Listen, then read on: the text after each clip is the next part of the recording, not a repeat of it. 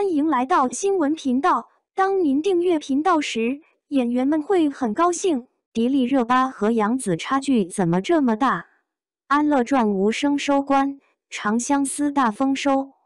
在无人在意的角落，迪丽热巴和龚俊主演的《安乐传》悄无声息收官了。这部从一开始就顶着大 IP、大制作头衔的 S 加巨制，在毫无宣传、毫无预兆的情况下空降优酷，甚至主演都没收到通知，开播宣传视频都是现场活动间隙时录制的，宣传什么的都是锦上添花。一部剧嘛，最重要的还是看剧的质量。例如之前张新成主演的《大宋少年志》，大半夜空降定档，但是凭借口碑后期逆袭，现在还出了第二季。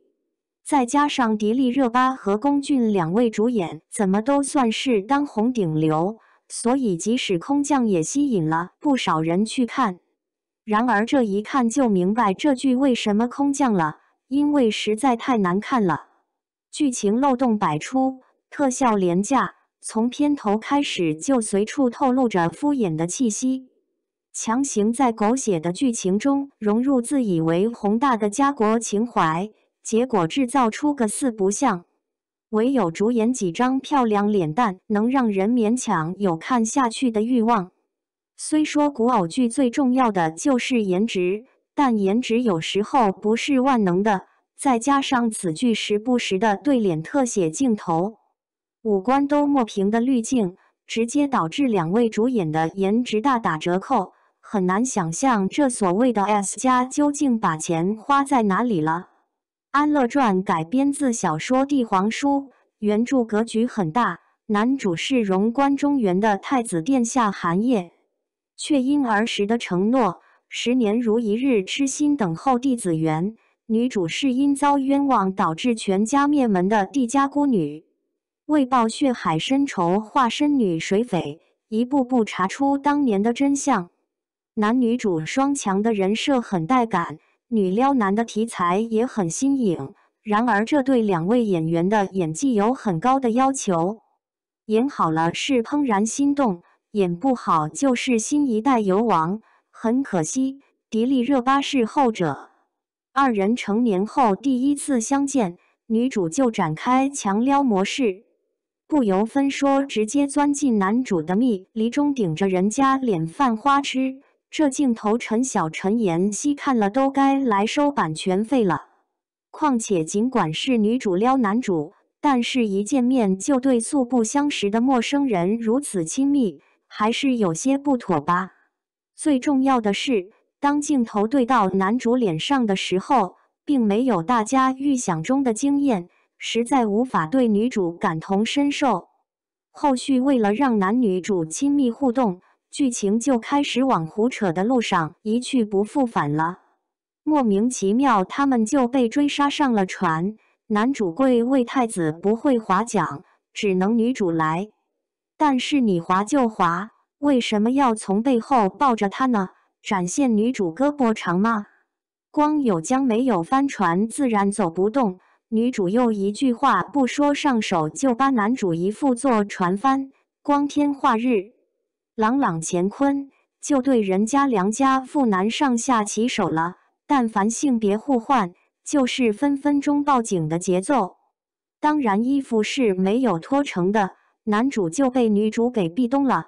好歹我们男主也是个见过不少世面的太子殿下，但是面对女主的调戏，不仅手足无措，还显出几分娇羞。说好的对弟子园10年如一日，矢志不渝呢？这和见第一面的陌生女人就开始冒粉红泡泡了。总之这剧情发糖发的那叫一个硬，为了凸显女主的不拘小节，频频对男主动手，表情油腻到杨洋都甘拜下风，而男主每每除了挣扎2下，丝毫躲不开，活像个被调戏之后欲拒还迎的小娇妻，让人看了恨不得赶紧去洗眼睛，骂一句什么脏东西。其实这部戏之所以看上去很怪异，是因为剧中角色和演员并不适配。迪丽热巴五官艳丽，更适合现代装，冷艳高贵，嚣张娇蛮。这种矫揉造作的小女儿姿态不适合她。龚俊生了一副花美男的模样，风流潇洒的翩翩公子比持重文雅的公子哥更适配他的形象。而且两人的演技也没到了可以忽视长相的地步，所以就酿成了一场灾难。对于演技有限的演员，一般还是在自己的舒适区混一混就算了，别老想着挑战自我。隔壁的长相思就是个很好的例子。长相思中剧情刚开始，杨紫饰演的角色需要女扮男装，因此她说话方式、行为举止都是男人模样。她也将一些小细节拿捏得很好，往地上一坐就能看出她身上呼之欲出的男人味。难怪不少书粉表示自己不仅没有塌房，反而精装修了，碰上一个愿意好好揣摩角色，拿出10分演技的演员，是多么值得庆幸的一件事。这也是《长相思》和《安乐传》口碑两极分化的原因，因为长相思主演的演技加上剧情特效都勉强过关，更让观众能有代入感，所以对这部剧的讨论多是落在剧情上，看哪对 CP 最好磕。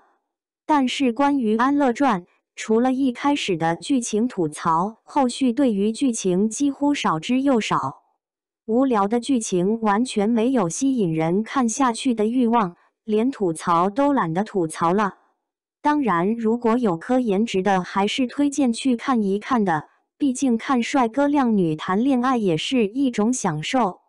况且这部剧被压了2年才抬上来，不带脑子看个乐呵还是可以的。令人唏嘘的是，暑期档已经过半，但是真正算得上爆剧的只有一部《你是我的人间烟火》，还是被骂出圈的。原本备受期待的古偶接二连三扑街，就连杨紫的《长相思》也只能算是热播，热度到不了爆剧的程度。现在的观众越来越理智，也越来越挑剔。当年那些流水线造出来的烂剧已经不能继续糊弄观众了。粉丝再如何努力挽尊，也改变不了剧确实烂的地步，还会被扣上无脑粉丝的地步。制片方空顶着一个大制作的噱头，却什么值钱东西都拿不出来，就算是粉丝也不由得质问：钱到底花哪里去了？看的人分分钟想打举报电话反腐。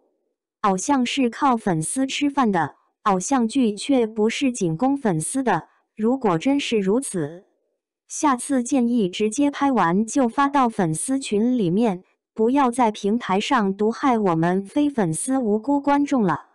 毕竟你们平台收的会员费也不低，看烂剧有时候是一种精神折磨。